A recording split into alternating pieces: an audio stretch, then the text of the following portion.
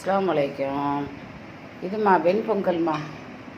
கடுகு, கருவேப்பிலையில் உளுந்து, இஞ்சி, கேஷ்நட்டு, வத்தல், வெங்காயம் எல்லாம் போட்டு தாளிச்சிக்கிது. வெண்பொங்கலுக்கு பருப்பு, அரை அவியலில் உள்ள அரிசி, ஃபுல் புழுங்கல் அரிசி இல்லாமல் ஆஃப் அவியல் உள்ள அரிசி போட்டேன். பச்சரிசி ரொம்ப கொலன்னு இருக்கும், அதனால் அப்படி போட்டேன். அது மாதிரி போடுங்க, அது நல்லா இருக்கும். சட்னி பொரிகடலை இல்லாமல் தேங்காய், பால், வத்தல் எல்லாம் போட்டு சட்னி உப்புலாம் போட்டு அரைச்சி அதுக்கு தாளிப்பு ஊற்றினேன். 2 வடை.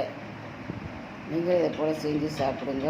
தனி பச்சரிசி ரொம்ப குழஞ்சாப்பில் ரொம்ப மாதிரியே இருக்கும்.